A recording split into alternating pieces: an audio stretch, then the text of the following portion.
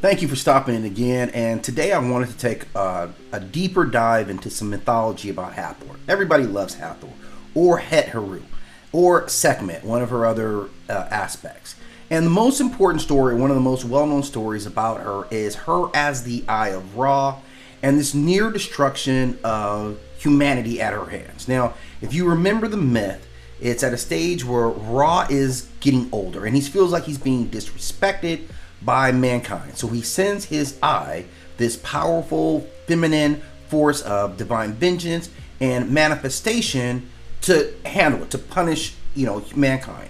And she turns into this Sekhmet ideology or persona and just goes into a full berserker mode, slaughtering humans. Ra himself is horrified by the scale of this destruction, and he tries to stop her, and he can't, and we'll talk about that. But to pacify her, the other gods or Neters all get together and they dye beer red so it looks like blood. They pour it across the land. She drinks it. She becomes intoxicated, forgets about her bloodlust, and transforms back to her goddess of love, music, and joy self. And this is an interesting duality of her, right? This is textbook Hathor. This is divine wrath and divine love. And in this story, we see her both as a nurturer and a destroyer, right? So this is the same goddess who blesses women with fertility. She gives joy. She is music. But she can also embody the Eye of Ra, this relentless punisher of cosmic order. And this Sekhmet Hathor fusion shows that love without boundaries can become possessiveness or even wrath, and that the sacred feminine is not just here as passive beauty. It is ultimately a very ferocious force of defense. And this reflects the ancient Kemetic view that these Neters were not there to be purely good or evil. They were forces of nature. They were very powerful, and they were also very complex beings in terms of like their morality and their behaviors. And this idea, though, of the nurturer turned destroyer is something that we would see in other cultures as well. We see it in Hindu mythology with Kali, who is the nurturer, the symbol of motherly love and liberation. She destroys egos and illusions to free souls. But then she also becomes the destroyer. She's a slaughterer goddess, her tongue out, dancing on corpses, wearing a necklace of skulls. So like Hathor, she is often drunk on blood during her rampages and has to be stopped. It was Shiva that had to lie at her feet to calm her again. So we see a parallel between these unstoppable, feminine forces that have to be tricked or reminded of love to stop that annihilation. And that's all that stops them. We also see in Hindu mythology Durga, and she again is another protective mother who defends the innocent. But she becomes a slayer of demons and rides into battle just completely armed. So the parallel again is this protective aspect of feminine wrath. She doesn't just destroy for chaos, but to defend the balance of life. Again, what we see with Hathor. There is, in Hawaiian myth, there is Pele, who is the fertile, volcanic soil as her nurturer role. This is the birth of islands, so she's a goddess of creation. But those same aspects become very destructive. She becomes a destroyer. The eruptions, the lava flow can obliterate just villages to no end. She is the land itself, capable of sustaining life or wiping out life depending on its respect or the balance of it. We see some of that reflected in Aztec mythology as well. Their mother goddess, who gives birth to the moon, stars, and the cosmos, later becomes the serpent destroyer, the skull face, and she represents death, time, and devouring. So like Hathor, she is a cosmic womb and cosmic tomb. In Mesopotamian myths, I would make a play for Ereshkigal, who is a nurturer as the queen of the dead. She receives all of the souls. Thus, she is the mother of even the ancestors. But she's also the ruthless gatekeeper of death's finality. She tortures and punishes those who cross her.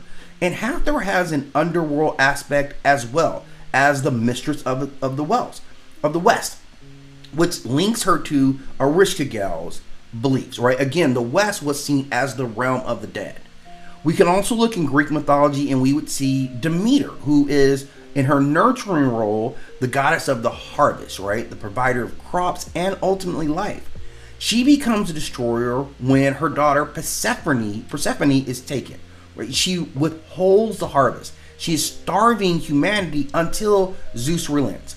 So we see the parallel again. Love turned to wrath through, grief and disobedience. She doesn't just kill, but she lets you starve as her revenge. So it's a common pattern that we see here that would be shown in other beliefs. Maternal love, which is protective, life-giving, often tied to fertility and creation. But then this unleashed rage, which is triggered by betrayal, by disrespect, or cosmic imbalance. These aren't crazy goddesses. They are very conscious. They are purposeful agents of the balance that must be maintained.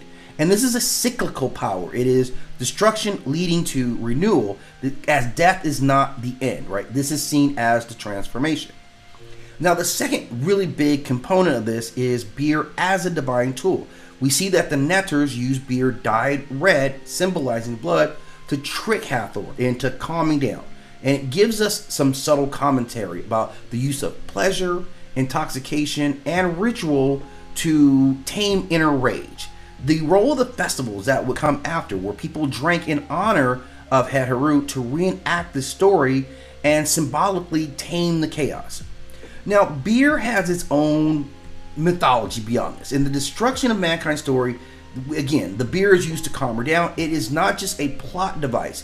This is a metaphor for ritual, for intoxication and transformation, as beer symbolizes divine mercy through misdirection.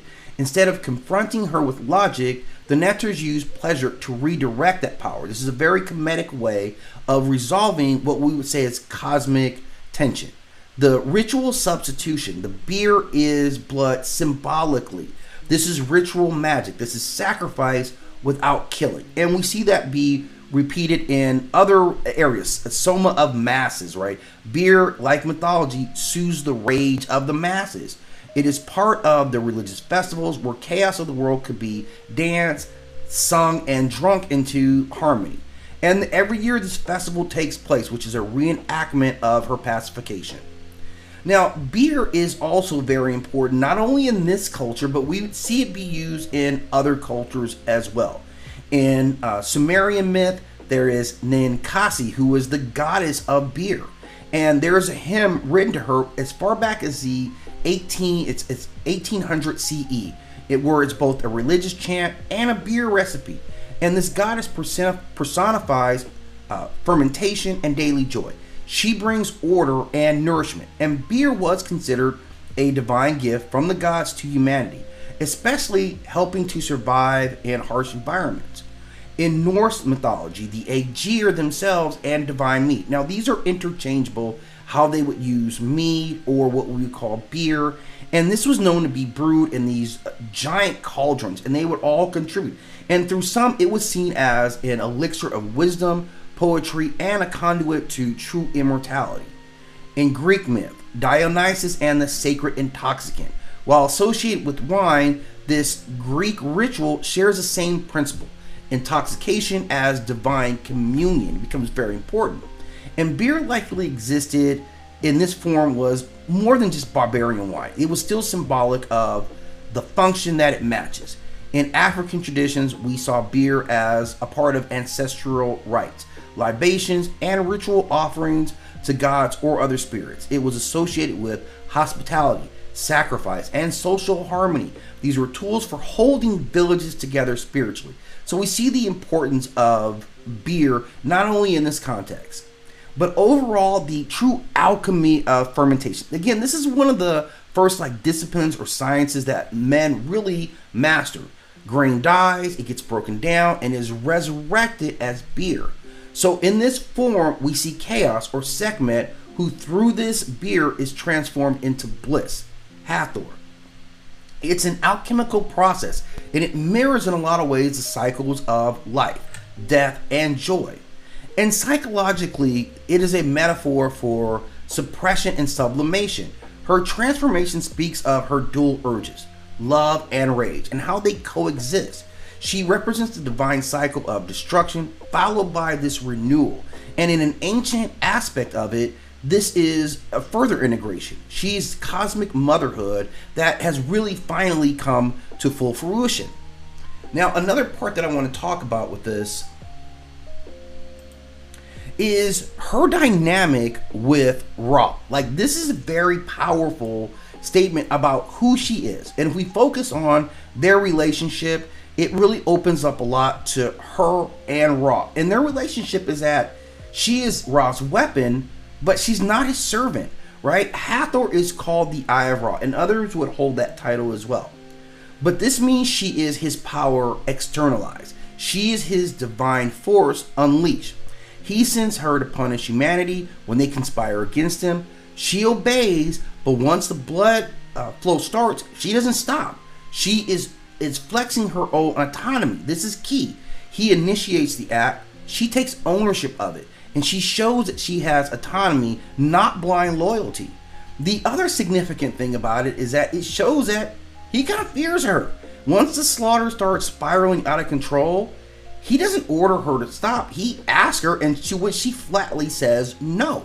The energy that I got out of it was she's telling him, I could get you too.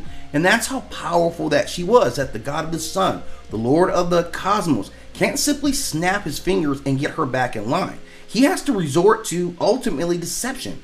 And it's huge. I mean, this is a huge, huge turn of events, because it implies that, well, I don't even think it implies, it says that Ra respects her power, and he fears her power. And he even doubts whether he can truly control her. And if we look at the other Nectars who all had to conspire, and as powerful as they were, they didn't come out and face her. They didn't come out with 2 or 3 or even all of them, because again, the power that Hathor commands had to be respected, even at the highest level.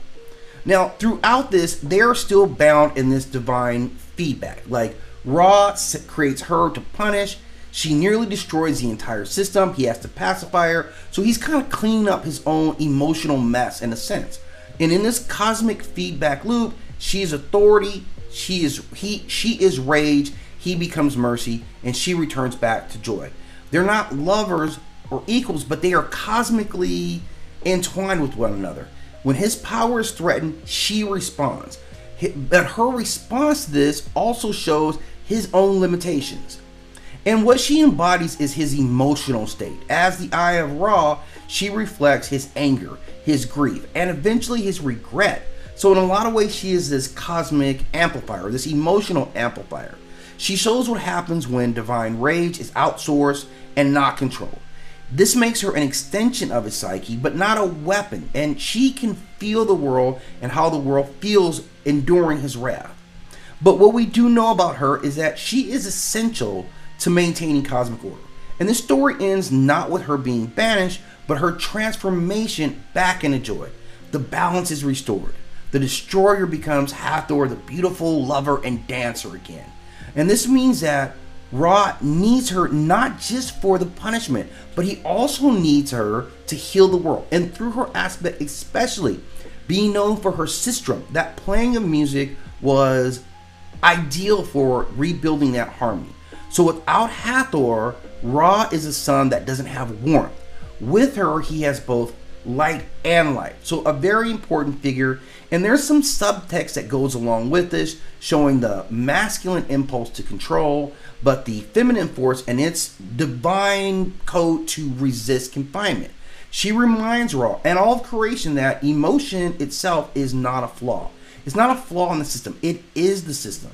She's the wild current of his solar circuit, and without her, he's almost a sterile type of light. With her, he risks the world burning down.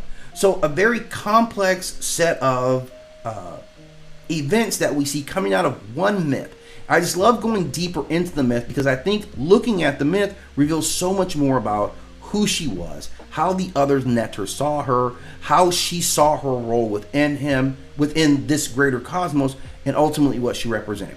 If you have more questions or information you want to add, I always encourage you to hit me up in the comment section, and I'll talk more about some of the aspects of not only her, but her relationship with some of the other Nectars in some coming videos.